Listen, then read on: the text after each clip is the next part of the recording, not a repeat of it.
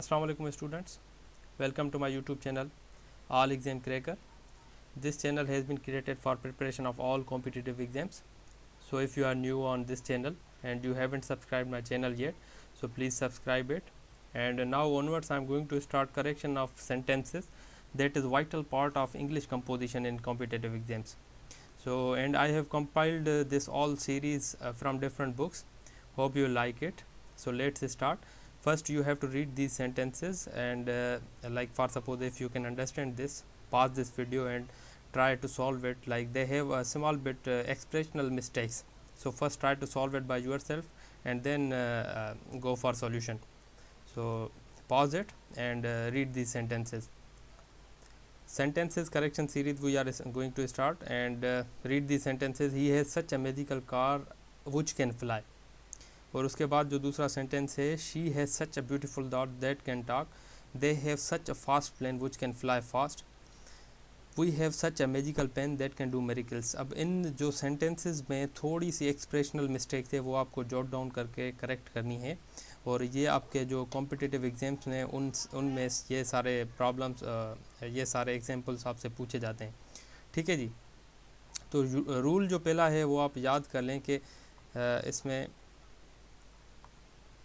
सच के साथ हमेशा, अगर सच जुमले में इस्तेमाल किया गया है तो सच के साथ हमेशा एज, सच अपने साथ एज उठाता है जुमले में. ठीक है. तो पहला जुमला हमारा क्या था, ही has such a magical car which can fly. अगर यहाँ पे सच का इस्तेमाल नहीं किया गया होता, he has a magical car which can fly, तो ये एक्सप्रेशनली भी बिल्कुल दुरुस्त था. लेकिन हमारे पास सच का इस्तेमाल किया गया था. तो रूल आप याद रखें, सच हमेशा जुमले में अपने साथ एज फॉलो करता है. तो जुमला हमारा राइट क्या होगा, he has such a magical car as can fly.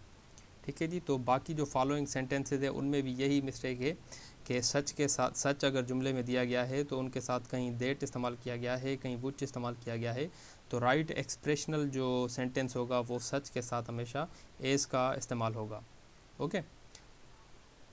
Next है जी हमारे पास, ये आप वीडियो को पास करें और अपने आप से जो है सेंटेंसेस ट्राई करें, हल करने की कोशिश करें. अगर नहीं होता तो फिर वीडियो को प्ले करके इसका सॉल्यूशन देखें. Not only I studied but also he taught me. Not only you wrote a letter but also he wrote it. अच्छा, इनकी मीनिंग में आपको बताता चलूँ. Not only I studied but also he taught me. ना सिर्फ मैंने पढ़ा बट पर उसने मुझे पढ़ाया. Not only you wrote a letter, ना सिर्फ तुमने खत लिखा पर उसने भी लिखा. Not only they read it. अच्छा, इनमें आप दूसरी चीज़ नोट करें कि नॉट ओनली के बाद सेंटेंस फॉलो किया गया, ये पास्ट पार्टिसिपल है. तो इसका जो बट आल्सो के बाद जो सेंटेंस है वो भी पास्ट में लिखा गया है.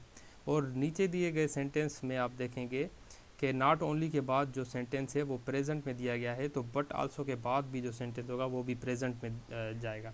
लेकिन इन जुमलों में जो है थोड़ी सी एक्सप्रेशनल मिस्टेक है. वो क्या है कि जब जुमले में आपको नॉट ओनली दिया गया हो तो उसके बाद अगर नॉट ओनली हमारा बिगनिंग में आता है तो नॉट ओनली के बाद आप हेल्पिंग वर्ब लगाएंगे, उसके बाद क्लास के साथ जुमला जो है फॉलो करेंगे. Not only I studied but also he taught मी में थोड़ी एक्सप्रेशनल मिस्टेक थी. और उसका जो राइट होगा, not only did I study, क्योंकि ये हमारा पास्ट में था तो इसका हेल्पिंग वर्ब जो लगेगा वो भी पास्ट का लगेगा.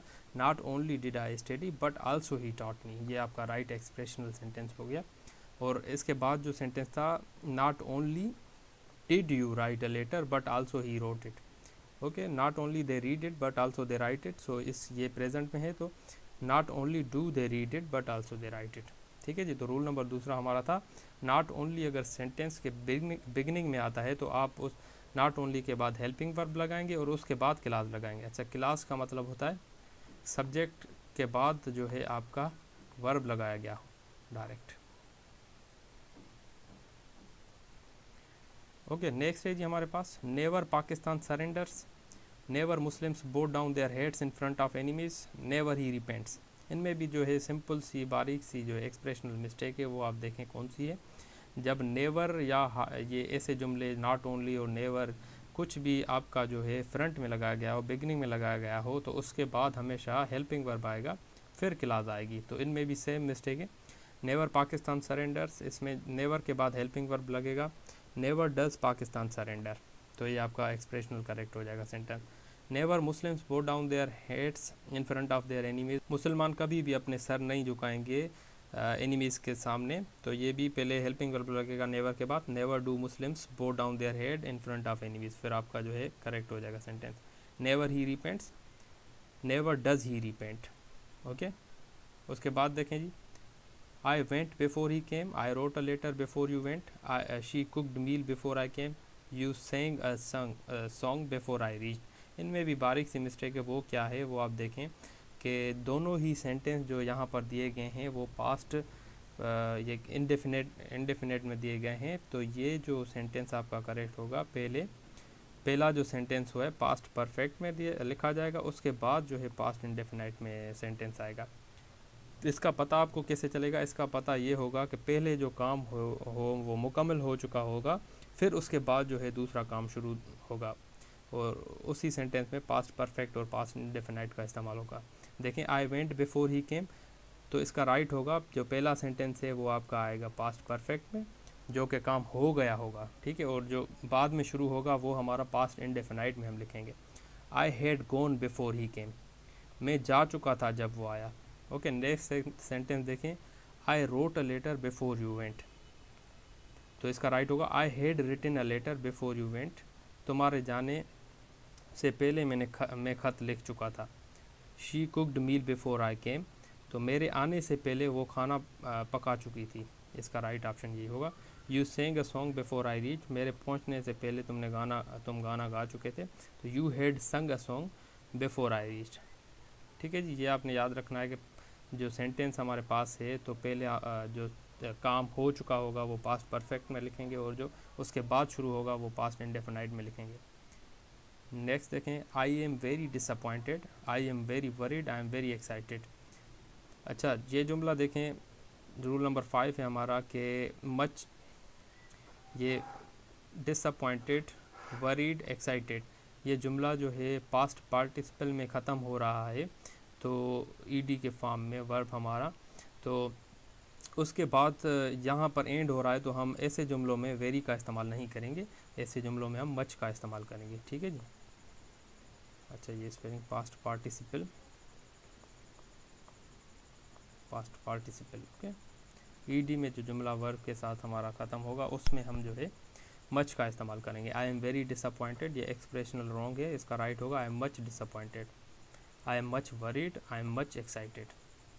ठीक है, नेक्स्ट है हमारे पास स्ट्रक्चर्स विच अपीयर इंटरोगेटिव, कुछ सवाल या एक्सप्रेशन हमारे पास आते हैं। Hardly I get up when I take tea, scarcely I get up when I take tea, no sooner I get up I take tea. अच्छा, इन तीनों का मतलब हार्डली, स्कार्सली और नो सूनर, इन तीनों का मतलब अगर ट्रांसलेट हम करें तो इसका ये मतलब होगा, जैसे ही मैं उठता हूँ तो मैं चाय पीता हूँ, जैसे ही मैं उठता हूँ। इधर भी स्कार्सली, नो सूनर, हार्डली का मतलब ऐसे यही होगा कि जैसे ही मैं उठता हूँ मैं चाय पीता हूँ। तो इनमें भी छोटी सी मिस्टेक है, मैंने आपको बताया कि कोई भी सेंटेंस ऐसा अगर hardly, scarcely, no sooner, never और ऊपर जो सेंटेंसेस पढ़े हमने, तो उनमें नॉट ओनली, ऐसे जो जुमले जिनमें ये सेंटेंसेस में पहले हार्डली, स्कार्सली और नो सूनर आए, तो उसके बाद हम सबसे पहले हेल्पिंग वर्ब लगाएंगे, फिर जो है क्लास लगाएंगे, और उसके बाद कनेक्टर्स अगर आते हैं लाइक यहाँ वेन आ गया, तो उसके बाद फिर से क्लास आएगी। तो हार्डली के साथ हमेशा, अगर हार्डली यूज़ कर रहे हैं आप जुमले में, तो हार्डली के साथ वेन लगाएंगे, स्कार्सली के साथ भी आप वेन लगाएंगे, नो सूनर के साथ आप देन लगाएंगे। मतलब इन तीनों का यही बनता है कि जैसे ही में। ओके, तो माइनर जो मिस्टेक थी हमारी वो क्या थी, हार्डली या गेट अप था, तो हार्डली पहले हमारा सेंटेंस की बिगनिंग में स्टार्ट किया गया है, तो उसके साथ हम हेल्पिंग वर्ब इस्तेमाल करेंगे। Hardly do I get, scarcely does he get up when he takes tea, no sooner I get up, तो no sooner do I get up then I take tea. अच्छा, जो पहला सेंटेंस अगर past में दिया गया है तो आप कनेक्टर के बाद भी सेंटेंस जो है पास्ट में ही शुरू करेंगे, और अगर पहला सेंटेंस प्रेजेंट में दिया गया है तो कनेक्टर के बाद जो क्लास होगी वो भी आप प्रेजेंट में यूज़ करेंगे। ये भी आप जो है याद कर लें। ये थे कुछ इंपॉर्टेंट रूल्स। अच्छा, वीडियो काफ़ी लंबी हो रही है, तो जो हम अगले रूल हैं वो नेक्स्ट वीडियोज़ में इंशाल्लाह डिस्कस करेंगे। अच्छा, आपको जो चीज़ समझ में ना आई हो और वीडियो अगर आपको अच्छा लगा हो तो कमेंट सेक्शन में हमें बताइए, और चैनल को लाजमी सब्सक्राइब कीजिए, बेल आइकन को क्लिक कीजिए ताकि जो न्यू आने वाले वीडियोज़ हैं उनकी नोटिफिकेशन आप तक पहुंच सके। Thank you very much. अल्लाह हाफ़िज़।